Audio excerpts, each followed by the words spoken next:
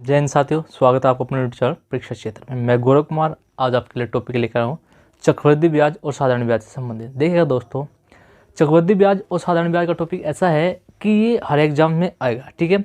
और हर एग्जाम में इससे रिलेटेड क्वेश्चन आना ही आना है, और अगर आप तब भी गलत करके आते हो तो थोड़ी दिक्कतें बनती है। तो चलिए आज मेरे मेथड को आप अप्लाई कीजिएगा, और किसी भी एग्जाम में आप, मुझे नहीं लगता कि चक्रवृद्धि ब्याज या साधारण ब्याज से संबंधित कोई भी पर्सन आप ड्रॉप करके आएंगे। तो चलिए दोस्तों शुरू करते हैं। देखिएगा, चक्रवृद्धि ब्याज, इसमें जो सबसे पहले क्वेश्चन एग्जाम में बार बार देखने को मिलता है वो क्या होता है, पूछ लेता है कि कोई धन है, ठीक है, वो 2 साल में इतने गुना हो जाता है, तो बताइए फलाना गुना कितने साल में होएगा। जैसे हम सपोज कर रहे हैं, कोई कहता है कि कोई धन है और चक्रवृद्धि ब्याज की दर से वो 6 साल में 3 गुना हो जाता है, ठीक है, तो बताइए 27 गुना कब होगा,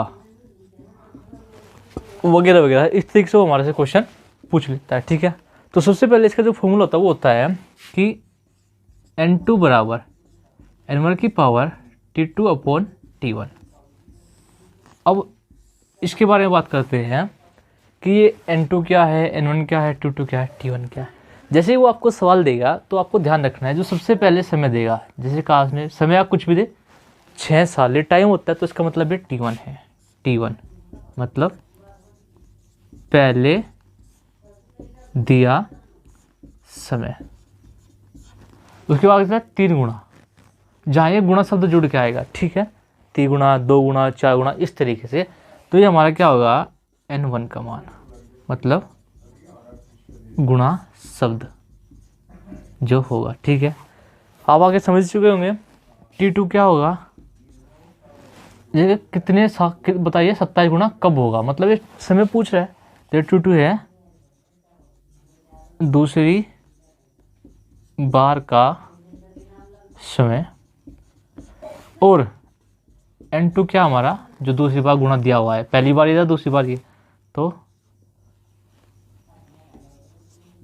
दूसरी बार दिया गुणा शब्द, ठीक है। फॉर्मूला आप नोट कर लीजिएगा। अब इसका इस्तेमाल करना सीखते हैं, कैसे करें। देखिएगा दोस्तों,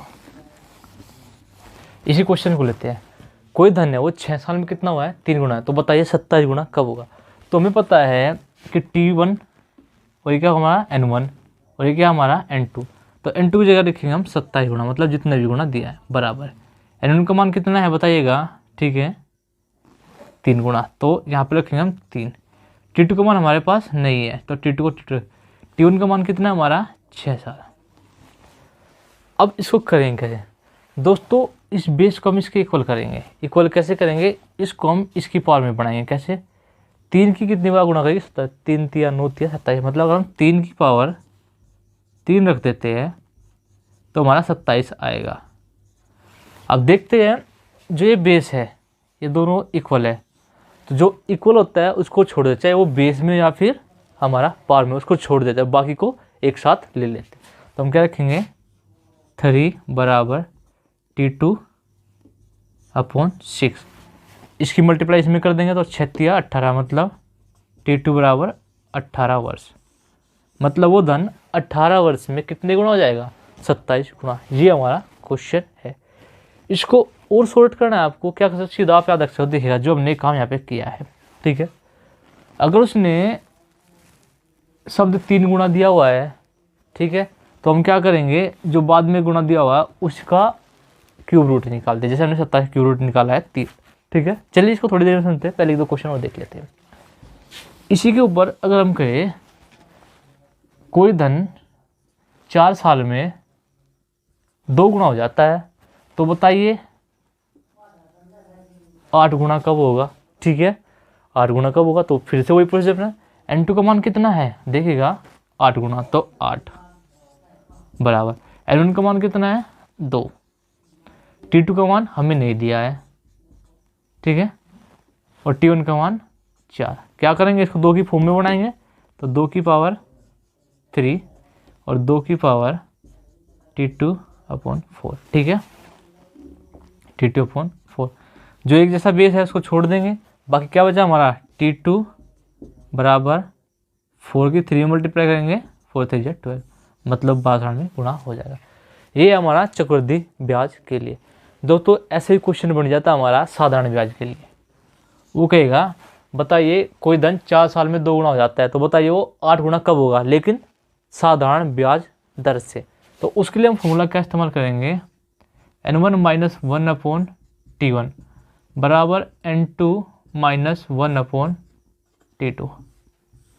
इन दोनों में कॉमन डिफरेंस है और इसका यूज भी इसी तरीके से होएगा। N2 N1 T1 T2 क्या होंगे इसके बारे में मैंने आपसे बात कर ही ली है। दोस्तों वो हमें क्वेश्चन में ही आंसर छिपा के देते हैं, बस शर्त ये कि हमें ढूंढना होता है।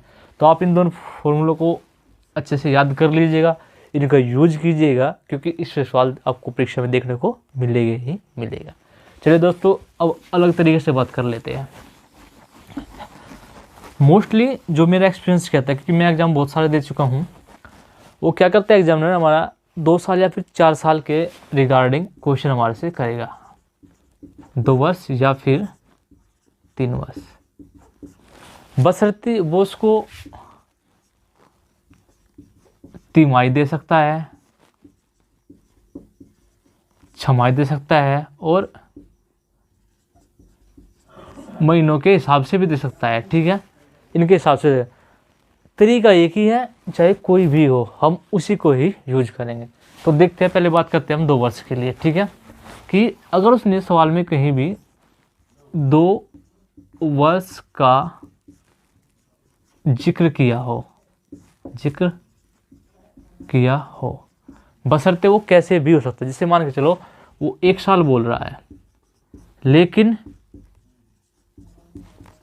छमाही कितना, छमाही, तो आपको पता होना चाहिए 1 साल में कितनी छमाही होते हैं, मतलब 6-6 महीने के पार्ट, तो कितने बनेंगे 2, तो आ गया ना 2 वर्ष के लिए। ऐसे ही वो, चलिए दोस्तों पहले इसके बारे में बात कर ले, बाकी चीज़ों के बारे में बात कर रहे हैं। जब 2 साल का जिक्र देगा तो हमें एक अनुपात याद रखना है, 2:1। इसका इस्तेमाल बहुत ज़्यादा होगा, लगभग उसी क्वेश्चनों में होएगा। ठीक है, तो इसका इस्तेमाल करना हम सीख लेते हैं। देखिएगा, जैसे मैं बोल देता हूँ, सपोज कीजिएगा कोई धन है और प्रिंसिपल है 5,000 रुपया, कितना, 5,000 रुपया। रेट ऑफ इंटरेस्ट वो हमको दे देता है 10%। ठीक है, और टाइम पीरियड दे देता है वो हमें 2 ईयर। ठीक है दोस्तों, क्वेश्चन क्या आपका पूछ सकता है, वो कहेगा कि CI कंपाउंड इंटरेस्ट चक्रवृद्धि ब्याज बताओ, क्वेश्चन मार्क, SI बताओ, क्वेश्चन मार्क, या फिर कहेगा CI और SI का डिफरेंस बताओ, या फिर वो इनको दे के प्रिंसिपल पूछ सकता है। ठीक है, इस तरीके से हमारा क्वेश्चन काम करेगा। तो चलिए पहले सीधा देख लेते हैं, फिर इनसे इसको निकालना सीखेंगे। तो सबसे पहले आपको टाइम पीरियड देख लेना है 2 साल, तो आपको सीधा लिख लेना है प्रिंसिपल जितना भी दिया होगा आपको, उसके उतने टुकड़े कर लेने हैं। 2 साल या 2 टुकड़े हमने कर लिया। रेट ऑफ इंटरेस्ट हमारा 10%, परसेंट को हल करते हैं हम कैसे, परसेंट यहाँ पे इसको हटाएंगे तो बटे में 100 जाएगा, 1 0 से 1 0 कटे कितना, 1/10। तो सीधा हम 1/10 यहाँ पे रखेंगे, 1 ये अपना काम करेगा 10, अपने मन में इसको काट देंगे। ठीक है, काटने बाद 0 से 0 खत्म हो गई, तो कितना बच गया हमारा 500। सेम प्रोसीजर इधर करेंगे, 0 से 0 हमारा डिवाइड हो जाएगी, तो कितना बचेगा 50। बचने के बाद 2 साल का रेशो था हमारा 2:1, उसको यहाँ पर रखेंगे, मल्टीप्लाई कर देंगे, 500 दूनी कितना 1000, और 50 एकम 50। जो हमारा ये पहले वाला आया है, हमारा कितना आया है 1000, ये वाला, ये हमेशा SI होता है। ठीक है, साधारण ब्याज। जो बचता है ये वाला पोर्शन, ये CI और SI का अंतर होता है। ठीक है, और अगर हम इन सारों को जोड़ दे, मतलब इन दोनों को जोड़ दे, तो ये हमारा CI होगा। देखा दोस्तों, हमारे 3 क्वेश्चन इससे सोल्व हो चुके हैं। ठीक है, इसमें सपोज करो वो कह देता है कि बताइएगा 10% की दर से, या फिर कहता है 10% की दर से 2 साल के साधारण ब्याज जो है वो 1000 रुपये आता है। ठीक है, तो चक्रवृद्धि ब्याज बताओ। तो हम इसी फॉर्मूला का यूज़ करके इन चीज़ों को सोल्व कर सकते हैं। आप अभी मत कीजिएगा, पहले 2-4 क्वेश्चन और देखिएगा, उसके बाद मैं इसके बारे में बात करता हूँ। ठीक है, ये हो गया। क्वेश्चन थोड़ा चेंज कर देते हैं, इसकी जगह हम 15,000 कर देते हैं, कोई दिक्कत नहीं। इसकी जगह हम 5% कर देते हैं, टाइम पीरियड 2 साल रख लेते हैं। फिर से ये चीज़ें, तो क्या करना है हमको, प्रिंसिपल को राइट कर लेना है, जितना टाइम दिया उतने टुकड़े कर लेंगे। करने के बाद इसको सोल्व करेंगे, जैसे हमने इसको सोल्व किया था। तो 5% 5/100, या तो आप इसको सोल्व कर लिए, लेकिन 0 से जब 0 कट रही है तो ये हमारे लिए और ईजी हो जाएगा। तो हम लिख लेते हैं 5/100। 2 0 से 2 0 कैंसिल हो जाएगी, पर आपको काटनी नहीं है, सिर्फ माइंड कैलकुलेशन करनी है। ये हो गया 150 बचा, इसकी गुणा हो गया 15×5 75, मतलब 750। दोबारा से ये प्रोसीजर अपनाएंगे, 5 कितना 100। ठीक है, देखिएगा 1 0 से 1 0 कैंसिल हो जाएगी, 75 पंजे कितना हो जाएगा, फिर आप 5 दूनी 10, 2 से 75 का 37.5, मतलब 37.5। कैसे, ये कट गया, 5 पंजे 25, 5 7 35, 36 37, ये पॉइंट लगा दिया, इतना आ गया। ठीक है, फिर से वो 2 साल का रेशो 2:1 मल्टीप्लाई करेंगे 1500 आ जाएगा, इसकी मल्टीप्लाई करेंगे 37.5 आ जाएगा। अब आपको पता है जो हमारा ये 1500 है, ये किसका काम करेगा बताइएगा, ये हमारा SI होगा, ये हमारा CI माइनस SI होगा। ठीक है, और ये दोनों क्या होंगे हमारे, ये हमारे CI हो जाएंगे। क्वेश्चन वो कैसे पूछ सकता है, कहेगा कि साधारण ब्याज 1500 है, तो बताओ मूलधन बताओ, या फिर दर पूछ सकता है, या फिर CI और SI का अंतर दे सकता है, या फिर CI और SI का अंतर पूछ सकता है। मतलब ये क्वेश्चन हो गया हमारा ऐसे, इस तरीके से कि प्रिंसिपल 15,000 है, रेट ऑफ इंटरेस्ट 5% है, टाइम पीरियड 2 साल है, तो CI और SI का डिफरेंस बताओ। ठीक है, इस तरीके से क्वेश्चन पूछ सकता है। ये तरीका जेन्युइन है और लगभग सभी सवालों में काम करेगा। ठीक है, अब उसके बाद हम टाइम पीरियड बढ़ाते हैं, 3 साल कर देते हैं, कितना करते हैं 3 years। ठीक है दोस्तों, तरीका वही है, बस अनुपात चेंज आएगा। 3 का अनुपात होता है हमारा 3:3:1, ये वाला। उसके बाद हम क्या करेंगे, जैसे हमने 2 साल के 2 टुकड़े किए थे, तो हम क्या करेंगे 15,000 लिखेंगे, मतलब जो हमारा प्रिंसिपल दिया होगा ये लिखेंगे, इसके 3 टुकड़े कर लेंगे। अगली बार कितने टुकड़े, थोड़ा छोटे कर लेता हूँ, 3 टुकड़े कर लेंगे। ठीक है, ये कर लिया। उसके बाद 5% का हमने सोल्व किया था, चलो थोड़ा इजी करने के लिए इसको कर लेते हैं हम 10%। 10% का मतलब 1/10। कैसे, ये देखिएगा 10/100, ये कट गया 1/10। इसको यहाँ पर लिखते चलेंगे 1/10। 1 0 कट के कितना आया 1500। ठीक है, 1/10 करेंगे दोबारा से, 1 0 कट के कितना आएगा 150। 1/10 करेंगे, 1 0 कट गया कितना आएगा 15। ठीक है, अब हम रेशो राइट करेंगे। रेशो क्या हमारा 3:3:1, मतलब इस पार्ट के नीचे 3 लिखेंगे, इसके नीचे 3, उसके नीचे 1। मल्टीप्लाई करते हैं, 1500 के 3 में गुणा करेंगे, 15 45, 4500 बन जाएगा। 150 के 3 में मल्टीप्लाई करेंगे कितना आएगा 45, मतलब 450, और 15 की गुणा करेंगे 15। दोस्तों जैसे कि मैंने थोड़ी देर पहले ही बताया आपको, जो सबसे पहले होगा ये हमारा क्या होता है हमेशा SI, क्या होता है SI।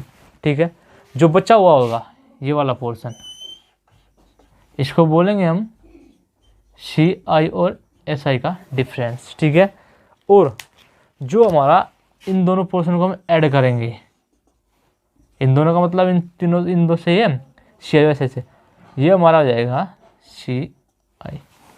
कुछ इस तरीके से हमारा चक्रवृद्धि ब्याज और साधारण ब्याज काम करेगा। दोस्तों आप में से जो भी इस वीडियो को देख रहा है, इसको देखिएगा, अपने क्वेश्चंस में अप्लाई कीजिएगा। आपको अच्छा लगता है तो वीडियो में कमेंट कीजिएगा, इस आगे वीडियो उसके बाद मैं बनाता हूँ। लेकिन मेरा एक्सपीरियंस कहता है, क्योंकि मैं सभी एग्जाम में इन्हीं तरीके से क्वेश्चंस को हल करता हूँ। ठीक है, फिलहाल अब तो मैं सेटल हो चुका हूँ। तो दोस्तों मिलते हैं अगली वीडियो में। वीडियो को लाइक कीजिएगा, शेयर कीजिएगा और सब्सक्राइब कीजिएगा। जय हिंद।